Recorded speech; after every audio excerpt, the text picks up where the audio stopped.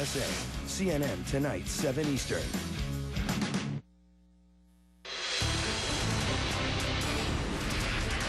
All right, time for Political Buzz, your rapid-fire look at the hottest political topics of the day. 3 questions today, 20 seconds on the clock. And playing, Democratic National Committee member Robert Zimmerman, political analyst Kelly Goff, and Republican strategist Ron Bonjean. All right, guys, first question. Leon Panetta officially meets with President Obama today as the new Secretary of Defense. What should be #1 on the agenda? Robert? Well, certainly in the macro, Secretary Panetta has to focus on producing $400 billion of defense cuts while maintaining U.S. military strength and troop morale. And in the micro, it's new strategies to fight al-Qaeda in the post-Bin Laden era. We're lucky to have him in this position. He's uniquely qualified. Ron? Yeah, how do we keep America safe while facing these budget constraints and not engaging in a strategy of taking a knife to the Pentagon to satisfy those budget constraints? I think that would be the #1 issue. Kelly? I don't even know that I need 20 seconds here. It's going to be Afghanistan, Afghanistan, Afghanistan. At least that should be the focus.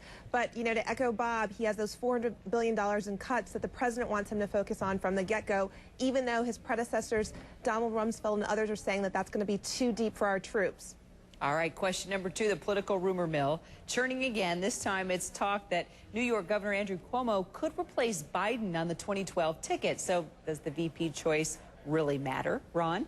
Yes, it matters a lot. It matters symbolically where President Obama wants to take the country, and it also matters about who the person is. I mean, if the person's unqualified, that would be pretty scary to have that person take a president's place. But I'd also like to see a different president as well. Robert. Kira, this topic's a great source of fascination to the media and political pundits. Then there are people with real lives, and they vote for president. And they vote on the issues that impact their lives and their family. Kelly.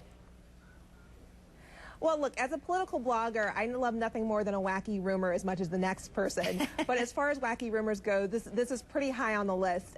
Why would the president replace one brash guy from a blue state with another brash guy from a blue state? If he were to replace the vice president, it would be, as I've written about before, with a woman, because the GOP is certainly going to have a qualified woman on their ticket because they've got 9 governors.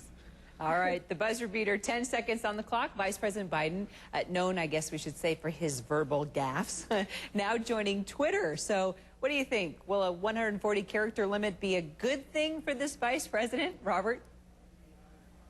Absolutely not. I love Vice President Biden's candor.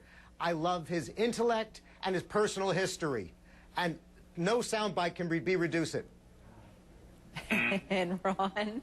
Yeah, I'm really worried about the 140-character limit, actually, because any sequence of numbers now that Vice President Biden gives could be our nuclear launch codes. We don't know where it's going. 4 numbers could be his ATM. Oh, Kelly. Those of us in the media are obviously excited because in terms of gaffes, vice president's the gift that keeps on giving. The other person who's excited, my mom, she has a little bit of a crush on Smilin' Joe Biden, as she calls him. Smilin' Joe Biden, Kelly's mom in love. All right, Robert, Ron, I'm sorry, but Kelly gets an extra 10 seconds a day to plug her book. I promise when you guys are out with a new book, you get an extra 10 seconds. Right. Go ahead, Kelly. I'll start writing now. Appreciate it. My first novel, it's about what happens to a group of friends when one of them runs for president, and it's called The GQ Candidate. And by sheer coincidence, the candidate is African-American, charismatic, and in his 40s. Who would have thunk it, right? Who would have thunk it? Who could she be talking about? All right, Robert and Ron. Oh, there you go. Robert and Ron, we're waiting for your books, too, okay? All right, you got about a week. Bye, guys. Appreciate it. You bet, guys. You bet, no problem.